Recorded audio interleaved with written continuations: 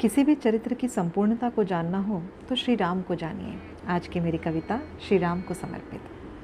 हर घर में राम बिराजे, हर घर में राम बिराजे, राम सभी को प्यारे हैं।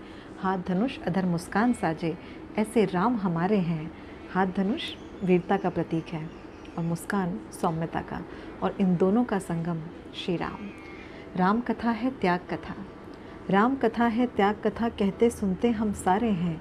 पर बैठ पूछना आज स्वयं से, क्या भीतर राम तुम्हारे हैं, क्या भीतर राम तुम्हारे हैं। राम कौन? मर्यादा पुरुषोत्तम राम, सारे गुणों में उत्तम राम।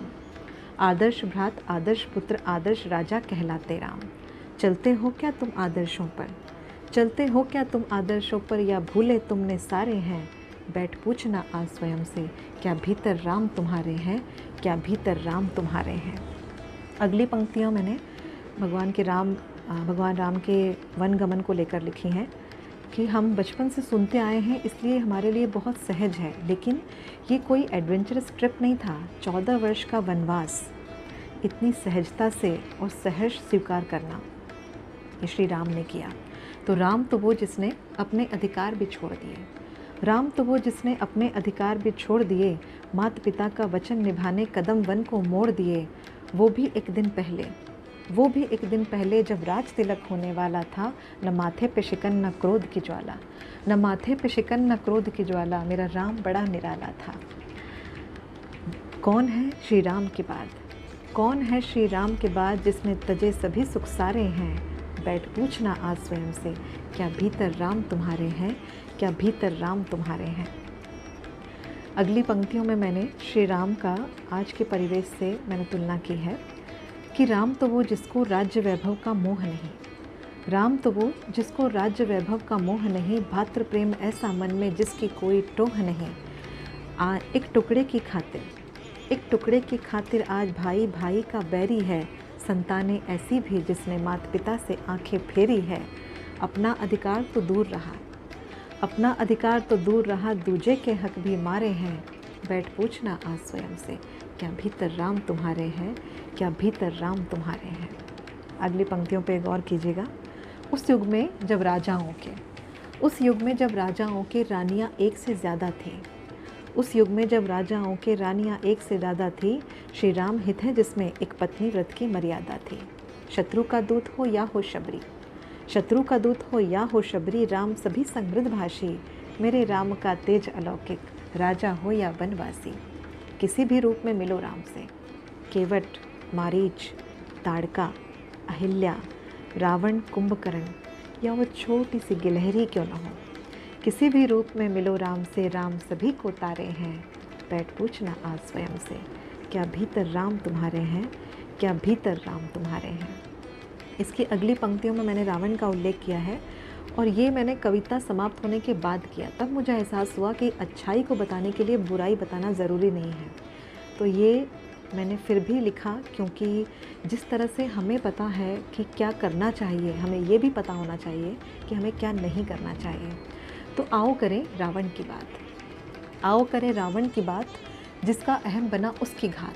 शौर्य पराक्रम बुद्धि बल में सम ही था श्री राम के, शौर्य पराक्रम बुद्धि बल में सम ही था श्री राम के। फिर भी जलता हर विजयादशमी, फल हैं ये बुरे काम के। अब के दहन से पहले सोचना, क्या दृष्टि और कर्म मेरे भी कार्य हैं। बैठ पूछना आज स्वयं से, क्या भीतर राम तुम्हारे हैं, क्या भीतर राम तुम्हारे हैं। और वीरता या पराक्रम आपके पास होना, लेकिन आप अगर भावुक नहीं हो तो वो पराक्रम आपका किस काम आएगा। तो श्री राम में ये दोनों ही चीज़ें थी। शौर्य पराक्रम किस काम का, जो भावना मन की प्रबल ना हो। घायल जटायु, मूर्छित लक्ष्मण, सीता वियोग में विहल मन हो। विश्वास अडिग भरत पर, भरत को देख तरल होना। आसान फिर भी है कठिन हो जाना। आप बहुत से लोगों से सुनेंगे कि मैं ऐसा नहीं था, मुझे परिस्थितियों ने कठोर बना दिया। इसीलिए कहा है कि आसान फिर भी है कठिन हो जाना, कठिन है बहुत ऐसा सरल होना। ऐसी सरलता और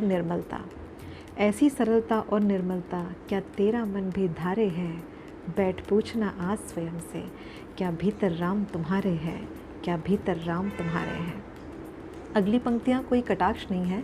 मैं जानती हूँ कि डिप्रेशन एक बहुत भयंकर बीमारी है, इसीलिए चाहती हूँ कि जिस देश में श्री राम जैसे उदाहरण हों, भगवान के अवतार ही ऐसे हों, तो वहाँ ऐसा नहीं होना चाहिए। इसीलिए बैठ के सोचो, रुक कर सोचो, बैठ के सोचो, रुक कर सोचो, सोचो चाहे चलते चलते, बैठ के सोचो, रुक कर सोचो, सोचो चाहे चलते चलते, भाग्य था निष्ठुर, कठिन था जीवन, प्रतिपल बदला, प्रतिपल ढलते ढलते, बुरा घटित